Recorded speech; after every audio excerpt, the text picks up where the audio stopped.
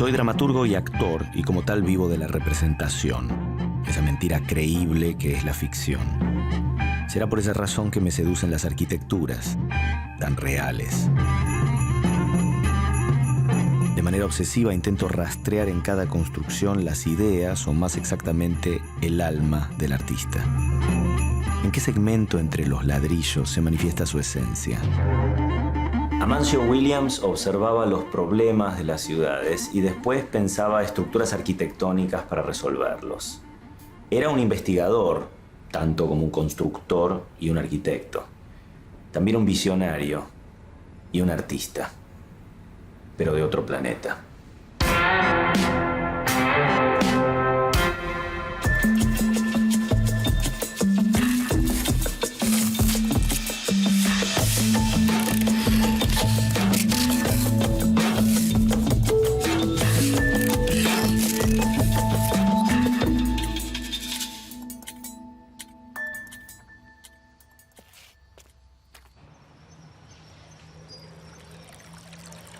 ¿En cuántos lugares diferentes se puede levantar una casa? A todos los imaginados hay que sumarle uno más.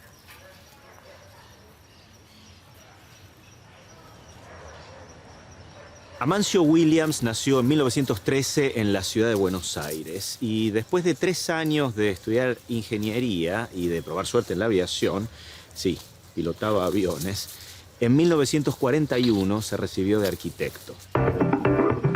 Un año después, su padre, el compositor de música clásica Alberto Williams, compra este terreno en la ciudad de Mar del Plata. Son 2 hectáreas que estaban atravesadas por el arroyo Las Chacras. ¿Quién iba a construir la casa? El joven Amancio, que estaba recién recibido. Y de toda la extensión del terreno, Amancio Williams decide construir la casa de su padre sobre el arroyo. Eligió como base un arco.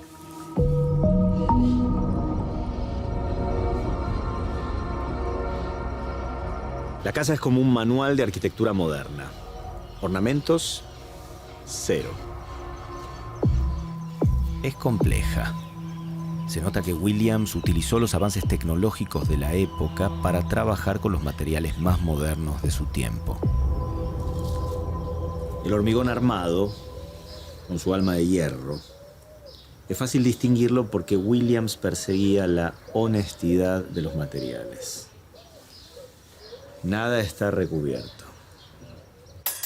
Si la casa estaba construida de hormigón, decía él, que se notara.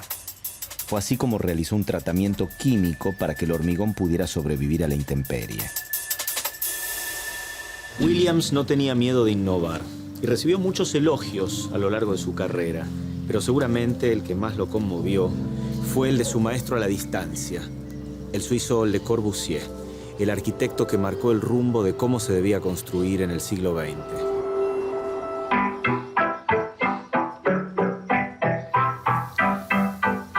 Así comenzó su carrera, con esta genialidad arquitectónica. La casa en sí no es tan grande como parece. Tiene 9 metros de ancho por 27 metros de largo y 6 metros de alto. 3 y 3. Tal como había desarrollado Le Corbusier en sus 5 puntos para una nueva arquitectura, Williams dejó libre la planta inferior y además les quitó a los muros la función de sostener el edificio.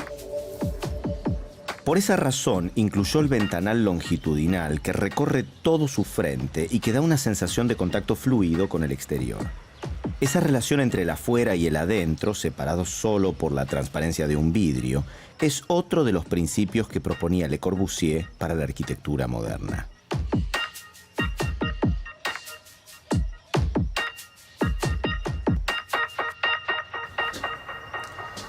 Esta escalera es un invento artesanal. Cada escalón es distinto y está calculado al milímetro. Algunos suponían que el objetivo era ayudar en el andar a su padre de 80 años. Sin embargo, las razones son constructivas. La escalera acompaña la curvatura del puente. Williams hizo muchas pruebas para saber exactamente cuánto debía medir cada uno de los escalones y según avanzaba el recorrido fue achicando la altura y ensanchando la pedada. Justo en este lugar, Alberto Williams se sentaba frente a su piano y creaba su música.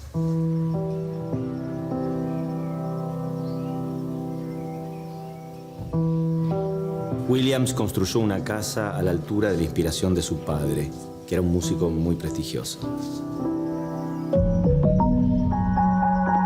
Unos años antes había adaptado la versión sinfónica del himno nacional, esa que hoy conocemos todos.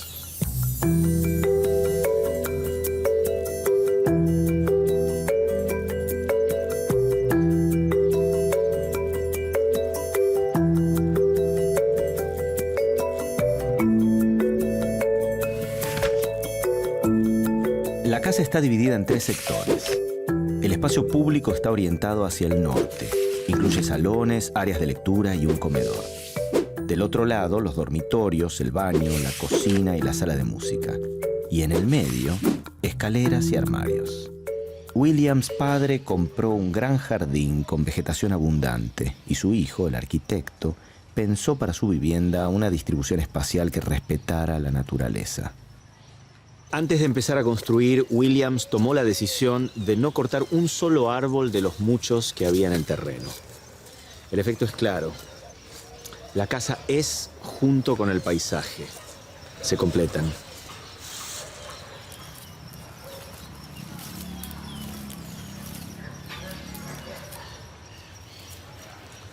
Williams observaba el mundo y le buscaba soluciones. Era un estudioso de las posibilidades técnicas. Un vanguardista.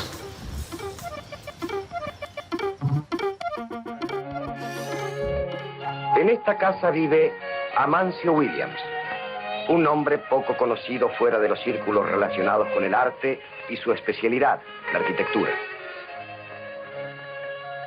Claudio es el menor de sus hijos. Tal vez él sea el continuador de la obra de su padre.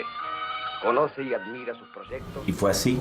¿Te dedicaste y te dedicas hoy día a conservar la obra de tu padre?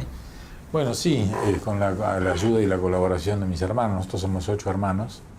Tenemos acá la totalidad del archivo de mi padre, que además era muy ordenado y guardaba absolutamente todo lo que producía, y lo catalogaba y lo inventariaba. Y acá hay una enormidad de cosas, hay más de 15.000 planos, hay cerca de 5.000 cartas y hay fotografías al por mayor.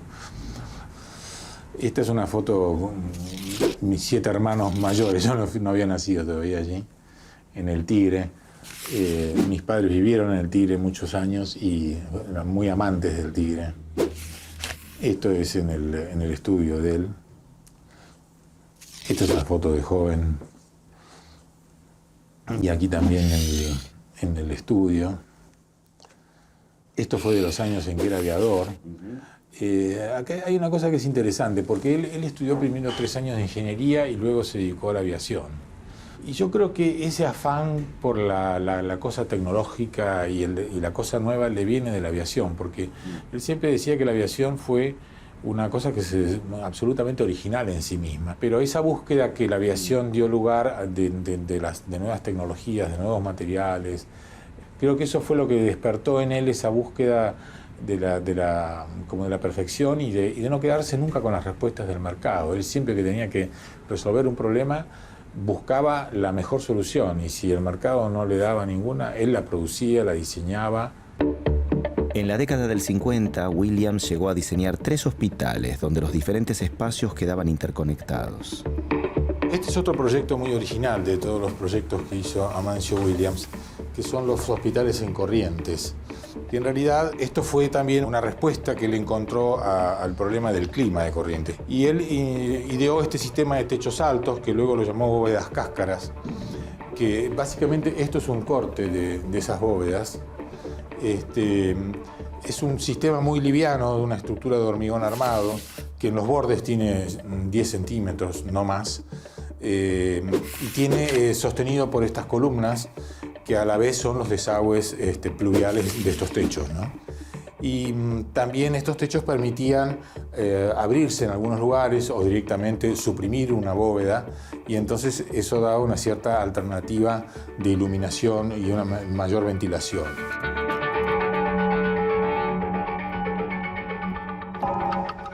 Estas no son de él, son de Claudio Bechstein, uno de sus últimos discípulos. En el año 1999, Bechstein decide homenajear a Williams montando las bóvedas Cáscara frente al Río de la Plata en el partido de Vicente López. Es el monumento al fin del milenio. Williams inventó las bóvedas Cáscara para lograr un buen encuentro entre sus edificios y la naturaleza. Es que este tipo de techo se lleva muy bien con el clima subtropical porque presenta una buena protección frente al sol y la lluvia y genera en el interior de los edificios un ambiente seco, agradable. Por esa razón las usó en el diseño de los 3 hospitales que iban a construirse en la provincia de Corrientes. Ahora imagínense todo un techo realizado con estos paraguas invertidos. Cada una de estas columnas sostiene una bóveda de hormigón armado. Aunque parecen muy frágiles, son capaces de sostener muchísimo peso. Además, sus columnas, que son huecas, permiten desagotar el agua de lluvia. Yo tengo la sensación de que el gran desafío para todo arquitecto es construir un teatro, ¿no? Que es donde se cruzan todos los problemas de la sociedad. Y Williams tiene este proyecto extraordinario, ¿no? Sí, es un proyecto muy novedoso que él desarrolló un poco a la par de la construcción de la casa sobre el arroyo de Mar del Plata, donde hizo un ejercicio para lograr un equilibrio mayor de sonido en una sala cerrada. Y trabajó a partir de un corte como si fuera la mitad de un ala de mariposa, donde las distintas filas de espectadores recibían una cantidad equivalente de sonido en distintas proporciones de sonido directo y sonido reflejado. Él tomó como base la solución del anfiteatro griego, que era al aire libre, y que aún así tenía una acústica extraordinaria, ¿no? Y bueno, logró ubicar por lo pronto en 16 filas a 3.000 personas. Igual esta sala puede tener mayor cantidad de espectadores o menor cantidad de espectadores. Pero la enorme ventaja que tiene es que, por ejemplo, en la versión de 3.000 espectadores, el que está más lejos está en una fila de 16. Claro. ¿Y cómo funciona lo del sonido? Es decir, el que está más cerca recibe más sonido directo y menos reflejado. Y menos sonido reflejado, y el que está más alejado recibe menos sonido directo y más sonido reflejado. Pero la ecuación da la misma cantidad de sonido. La ecuación es equilibrada. Y la otra cosa muy novedosa que tiene esta sala es que en realidad el escenario de la sala no es solamente el disco central circular, sino que es todo el volumen de la sala. Por eso él la llamó Sala de Espectáculos Plásticos y Sonido en el Espacio. Y estos son espectáculos plásticos. Estos bocetos. Lo curioso es que la estructura no toca el piso, La estructura no toca el suelo, porque además esa es una de las ventajas que tiene, es que impide que las vibraciones del suelo se transmitan a la sala.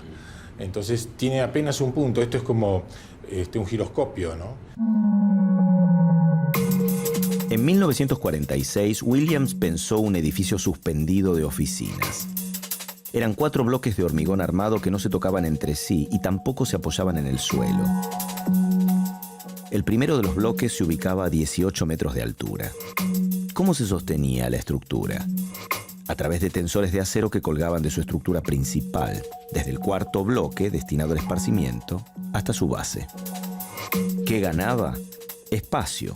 Sin vigas ni columnas que dividieran la planta, la obra permitía diseñar áreas grandes y luminosas donde distribuir el trabajo.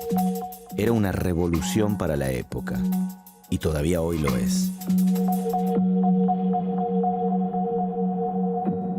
Esto es un proyecto que él lo llamó Viviendas en el Espacio, pero que surgió originalmente como una propuesta para hacer un edificio entre medianeras, como una alternativa a los edificios convencionales que se hacían en Buenos Aires en esa época, que eran los clásicos edificios así con pozos de luz que, según él decía, no daban ni luz ni aire, ¿no?, a las casas.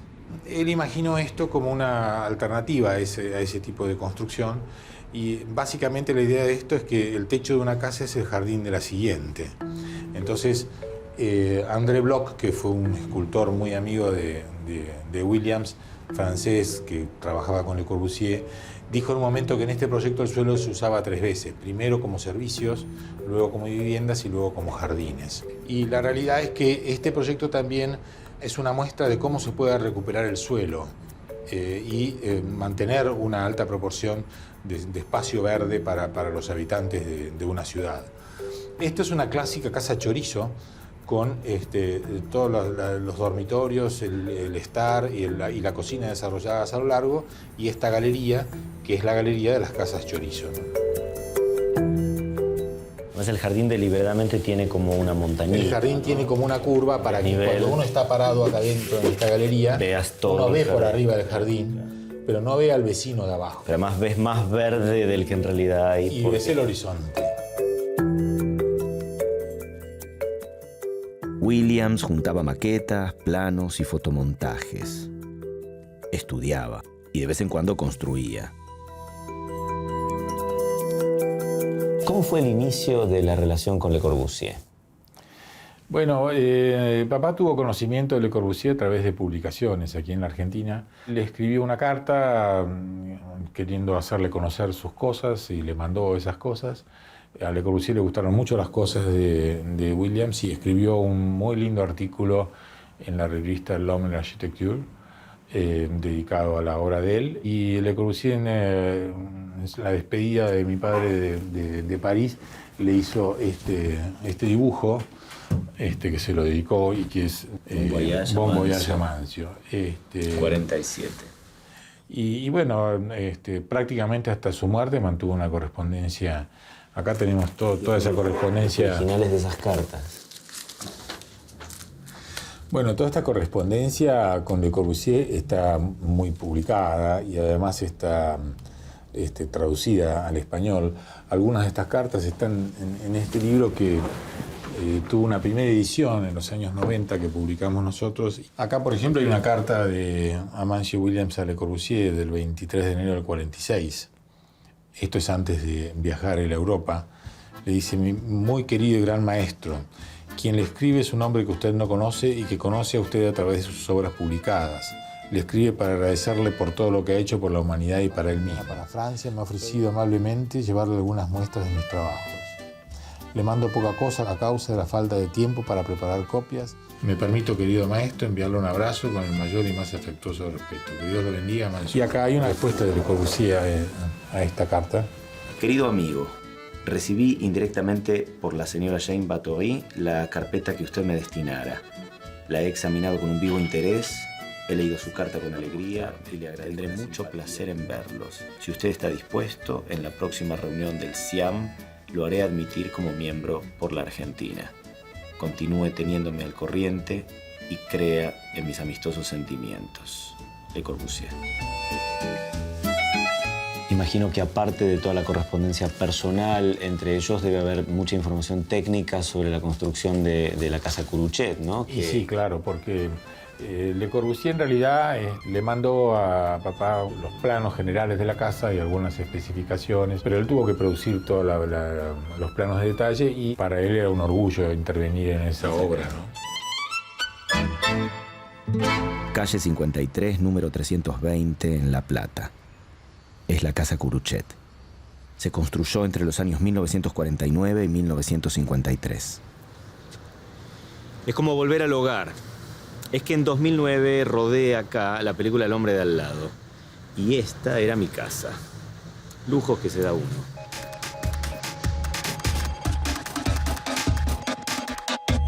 El médico cirujano Pedro Domingo Curuchet quería un espacio moderno que incluyera vivienda y consultorio. Y se la pidió al símbolo de la modernidad en arquitectura.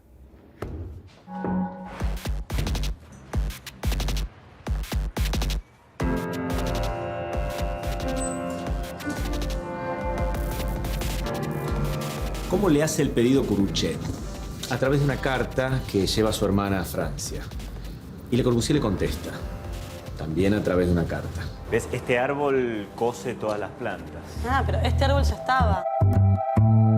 Estoy interesado en la idea de realizar en su casa Una pequeña construcción doméstica en la que me gustaría realizar una pequeña obra maestra de simplicidad, de conveniencia y de armonía, siempre dentro de los límites de una construcción extremadamente simple y sin lujos, perfectamente conforme, por otra parte, con mis hábitos.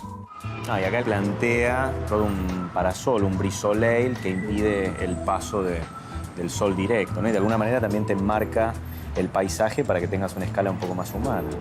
Dale, ni bien me lo mandes, llámame, así lo miro rapidito y nos vamos poniendo al día. Yo el lunes ya me reincorporo al estudio y lo vemos bien juntos, ¿te parece?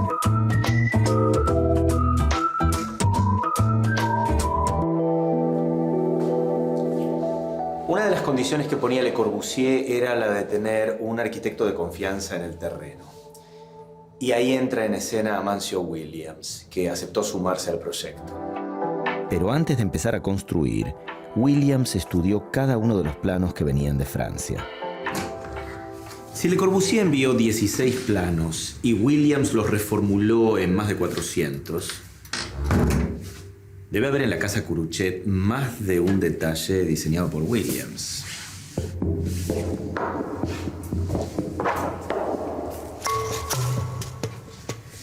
En septiembre de 1949, Williams escribió: Querido Le Corbusier, yo encuentro que esta parte no está a la misma altura que el resto del proyecto y sería muy malo dejarlo pasar, pues me parece que se obtuvo esta solución para no complicarse. ¿A qué se refería Williams? ¿Qué parte de los planos había pensado mal Le Corbusier? Evidentemente, el primer tramo de escalones al Petit Hotel está adosado a la escalera y no concuerda con la libertad espacial que exhiben las plantas. ¿Escalones? ¿A qué escalones se refiere?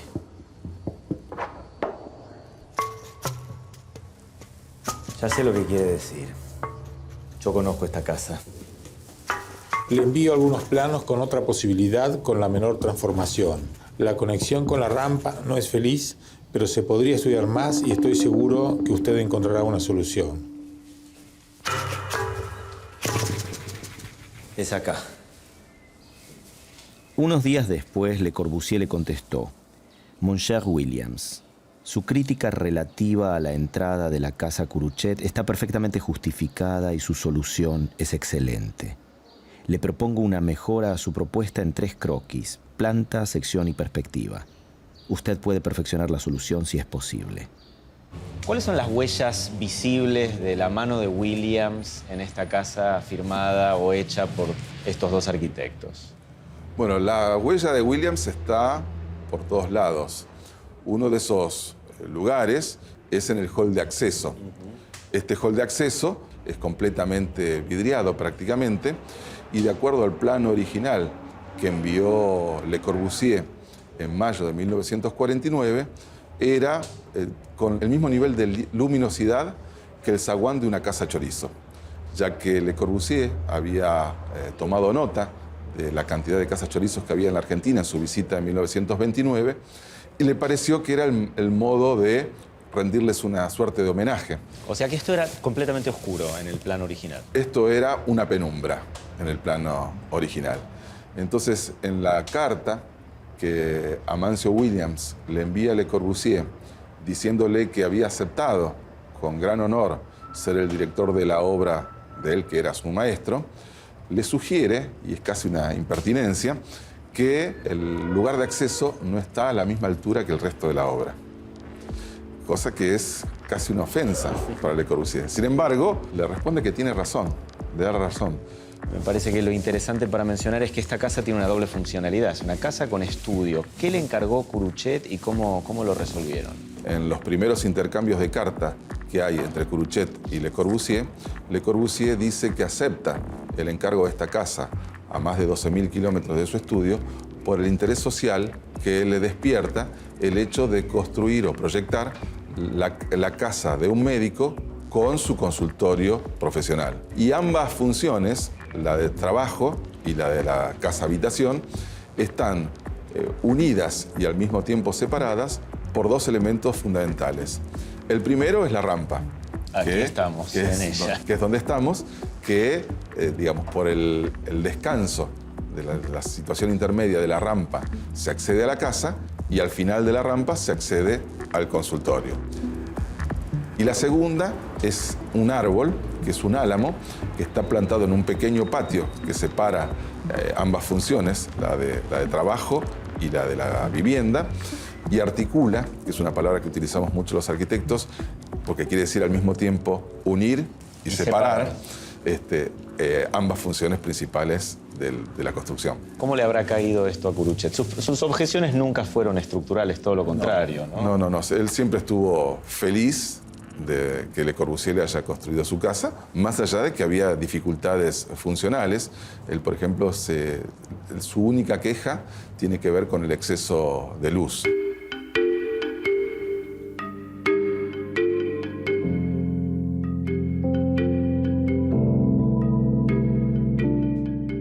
La relación entre Williams y Curuchet era difícil. El médico estaba preocupado por los tiempos. ¿Cuándo iba a poder habitar la casa de Le Corbusier? A fines de 1949, Curuchet escribió: si la situación tarda demasiado en definirse, hasta encaro la sacrílega posibilidad de abandonar el hermoso proyecto de Le Corbusier.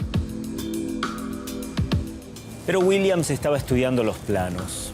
No quería adelantarse a entrar en obra sin tener todo calculado. Hay una carta suya de principios de 1950.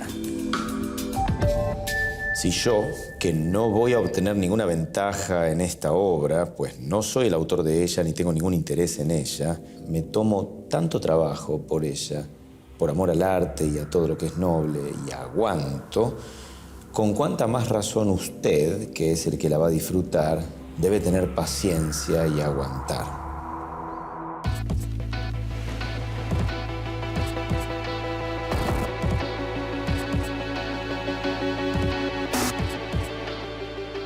Williams comenzó a construir en el terreno en julio de 1949, pero no llegó al final de la obra. La relación con Curuchet era insostenible. Fue el arquitecto Simón Ungar el que continuó con su trabajo, y finalmente el ingeniero Alberto Valdés lo terminó en 1955. La familia Curuchet, que estaba encantada, no la habitó por mucho tiempo. Para los años 50, tanta luz, tanta exterioridad en una vivienda era difícil de afrontar.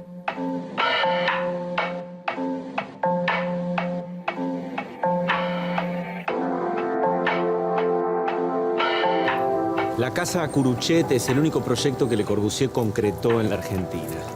Pero si hoy la visitan miles de personas, es porque tuvo también el mejor de los intérpretes, un tal Amancio, de apellido Williams.